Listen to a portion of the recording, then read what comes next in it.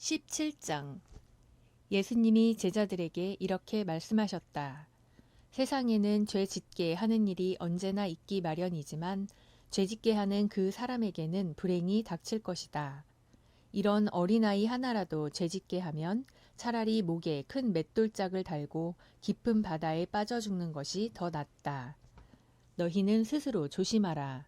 네 형제가 죄를 짓거든 꾸짖고 회개하거든 용서해 주어라. 그가 하루 7번이나 내게 죄를 짓고 그때마다 와서 잘못했다고 빌면 용서해 주어라. 사도들이 주님, 우리에게 더 큰 믿음을 갖게 해주십시오 하자 주님께서 이렇게 말씀하셨다. 너희에게 겨자씨 한 알만한 믿음이라도 있으면 이 뽕나무더러 뿌리째 뽑혀 바다에 심겨져라 해도 그대로 될 것이다. 너희 중 어떤 사람에게 밭갈이나 양치는 일을 맡은 종이 있다고 하자. 그가 밭에서 돌아오면 어서 이리 와서 앉아 먹어라 할 주인이 있겠느냐? 오히려 그에게 너는 내 저녁부터 준비하고 내가 먹고 마시는 동안 시중 들다가 내 식사가 끝난 다음에 네가 먹고 마셔라 하지 않겠느냐? 시키는 대로 했다고 해서 주인이 그 종에게 고맙다고 하겠느냐? 이와 같이 너희도 명령받은 것을 다 수행하고 나서 우리는 아무 쓸모없는 종입니다. 그저 해야 할 일을 했을 뿐입니다. 하고 말하라. 예수님이 예루살렘으로 가시는 길에 사마리아와 갈릴리 사이로 지나가시게 되었다. 예수님이 어떤 마을에 들어가시자 문둥병자 10사람이 예수님을 만나 멀리 서서 큰 소리로 예수 선생님, 우리를 불쌍히 여겨주십시오 하고 외쳤다. 예수님은 그들을 보시고 제사장들에게 가서 너희 몸을 보여라 하고 말씀하셨다. 그들은 가는 도중에 몸이 깨끗하게 되었다. 그들 중 하나가 자기 병이 나은 것을 보고 큰 소리로 하나님을 찬양하며 돌아와 예수님의 발 앞에 엎드려 감사를 드렸는데 그는 사마리아 사람이었다. 이때 예수님은 10사람이 다 깨끗하게 되지 않았느냐? 그런데 9은 어디 있느냐? 이 이방인 외에는 하나님을 찬양하러 돌아온 사람이 없단 말이냐? 하시고 그에게 일어나 가거라. 내 믿음이 너를 낫게 하였다. 하고 말씀하셨다. 하나님의 나라가 언제 오겠냐는 바리새파 사람들의 질문을 받고 예수님은 이렇게 대답하셨다. 하나님의 나라는 볼 수 있게 오는 것이 아니며 또 여기 있다, 저기 있다 하고 말할 수도 없다. 왜냐하면 하나님의 나라는 너희 안에 있기 때문이다. 그러고서 예수님은 제자들에게 말씀하셨다. 너희가 단 하루만이라도 나와 함께 있고 싶어도 그렇게 못할 때가 올 것이다. 또 사람들이 너희에게 그리스도가 여기 있다, 저기 있다 하여도 너희는 그들을 따라 나서거나 쫓아다니지 말아라. 마치 번개가 하늘 이편에서 번쩍하여 저편까지 비치듯이 내가 오늘날도 그와 같을 것이다. 그러나 나는 먼저 많은 고난을 당하고 이 세대 사람들에게 버림을 받아야 한다. 내가 올 때에는 세상이 노아의 시대와 같을 것이다. 사람들은 노아가 배에 들어가는 날까지 먹고 마시고 장가가고 시집가다가 홍수가 나자 모두 멸망하고 말았다. 또 내가 올 때에는 롯의 시대와도 같을 것이다. 사람들이 먹고 마시고 사고 팔며 파종하고 집을 지었지만 롯이 소돔에서 나가던 바로 그날에 하늘에서 불과 유황이 비 오듯이 쏟아져 모두 멸망하고 말았다. 내가 나타나는 날에도 그럴 것이다. 그 날에는 지붕 위에 있는 사람이 집 안에 물건이 있다고 해서 그것을 가지러 내려가지 말고 들에 있는 사람도 집으로 돌아가지 말아라. 롯의 아내를 생각해 보아라. 누구든지 자기 생명을 지키려고 하는 사람은 잃을 것이며 자기 생명을 버리는 사람은 보존할 것이다. 내가 분명히 말해둔다. 그날 밤에 두 사람이 한 침대에 누워 있어도 하나는 데려가고 하나는 버려둘 것이며 두 여자가 함께 맷돌을 갈고 있어도 하나는 데려가고 하나는 버려둘 것이다. 두 사람이 밭에 있어도 하나는 데려가고 하나는 버려둘 것이다. 그때 제자들이 주님, 어디서 그런 일이 일어나겠습니까? 하고 묻자 시체가 있는 곳에는 독수리가 모여들기 마련이다. 하고 예수님이 대답하셨다.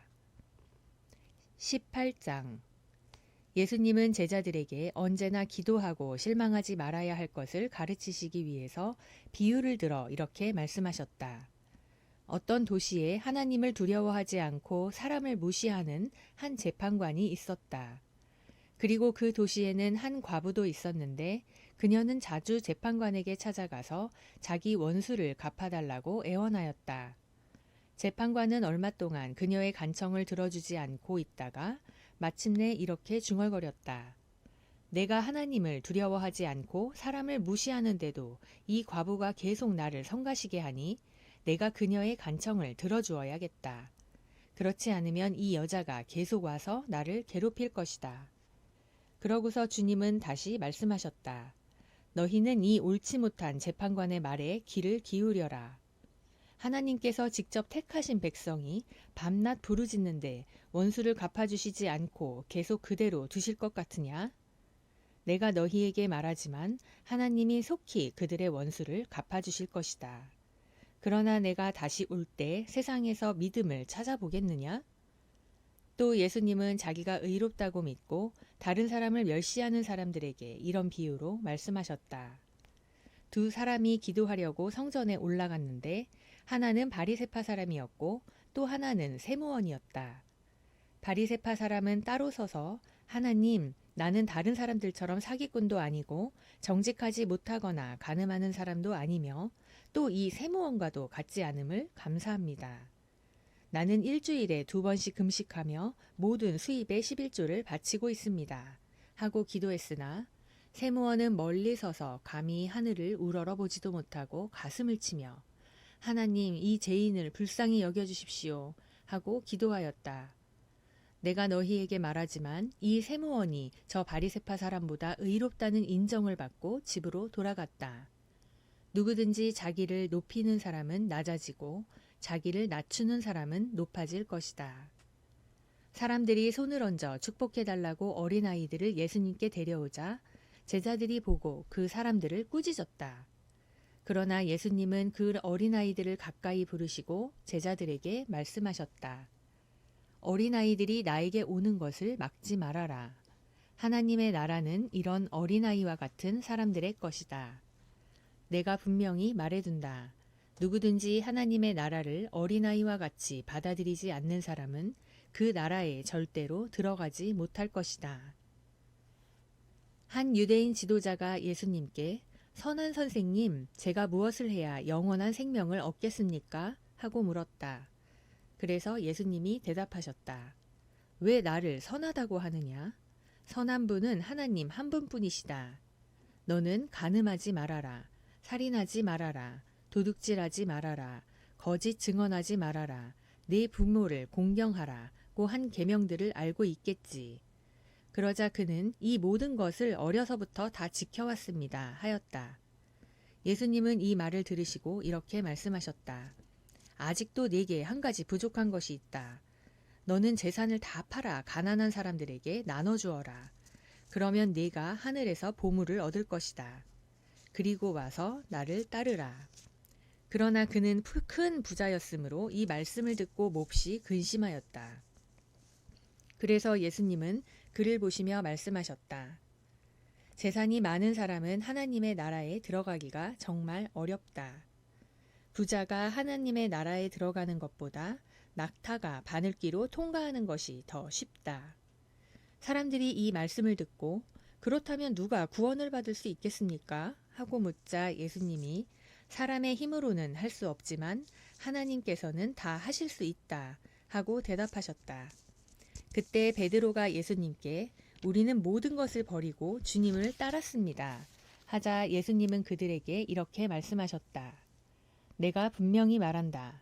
하나님의 나라를 위해 집이나 아내나 형제나 부모나 자녀를 버린 사람은 이 세상에서 여러 갑절로 받고 오는 세상에서는 영원한 생명을 얻을 것이다. 예수님은 12제자를 따로 데리고 가시면서 이렇게 말씀하셨다. 우리가 지금 예루살렘으로 올라가고 있으니 내게 대하여 예언자들이 기록한 모든 일이 이루어질 것이다. 내가 이방인들의 손에 넘어갈 것이며 그들은 나를 조롱하고 모욕하고 침뱉고 채찍질한 후 죽일 것이다.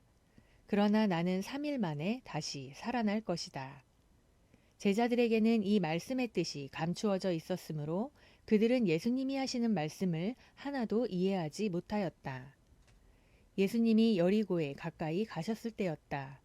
한 소경이 길가에 앉아 구걸하다가 사람들이 지나가는 소리를 듣고 무슨 일이냐고 묻자 그들은 나사렛 예수님이 지나가신다 하고 말해 주었다. 그러자 그는 큰 소리로 다윗의 후손 예수님, 저를 불쌍히 여겨주십시오 하고 외쳤다.